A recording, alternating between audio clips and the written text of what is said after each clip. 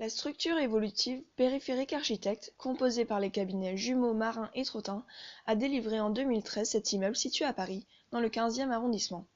Ce dernier comprend 35 logements traversants, 2 commerces et un parking commun en souterrain. Nous avons choisi de nous concentrer sur la façade côté boulevard Grenelle pour sa diversité aussi bien dans ses fonctions que dans les matériaux utilisés. Le plancher est réalisé en premier. Ensuite, les parois extérieures, des voiles de béton banché, sont coulées sur une armature métallique. Il repose sur le plancher réalisé préalablement. Pour ce qui est des menuiseries, une console en acier est boulonnée directement dans les éléments béton et accueillera la partie basse d'une structure en bois. Il en est de même pour les cornières de liaison, présentes de part et d'autre de la structure. Le cadre en bois sert de support pour la menuiserie extérieure. Une fois la fenêtre externe mise en place, le store roulant ainsi que sa coulisse peuvent être installés. La menuiserie intérieure en bois vient s'y adosser. Il est maintenant temps de s'intéresser au revêtement extérieur de la façade. Afin de résister au mieux aux intempéries, les différentes couches sont installées en parallèle. Tout d'abord, une couche viscoacoustique vient recouvrir l'ensemble de la structure bois.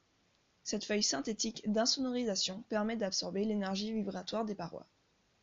Les plaques de laine minérale viennent recouvrir le voile béton et sont maintenues par des chevilles d'isolation. Ensuite, une couche d'isolant de 30 mm vient englober les cadres en bois. Celle-ci est plus fine afin de respecter l'esthétique souhaitée par les architectes, mais possède la même capacité thermique. Un pare-pluie protège l'ensemble de l'isolant. Des tasseaux de bois sont mis en place. Ils servent de structure au bardage, mais permettent aussi de créer une lame d'air par-dessus l'isolant et le pare-pluie, laissant ainsi le bâtiment respirer.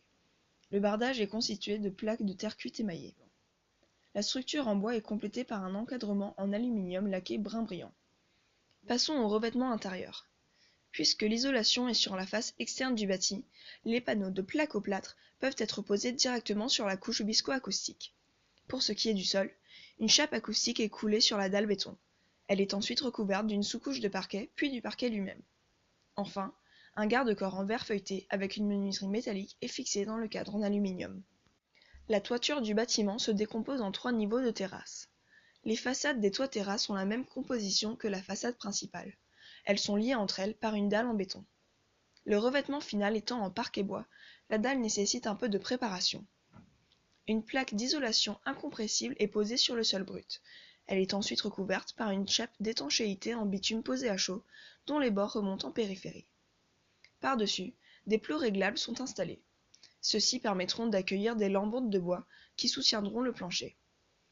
Une couvertine métallique vient protéger l'acrotère en béton ainsi que le revêtement de la façade principale. Enfin, un garde-corps métallique est boulonné dans le voile en béton.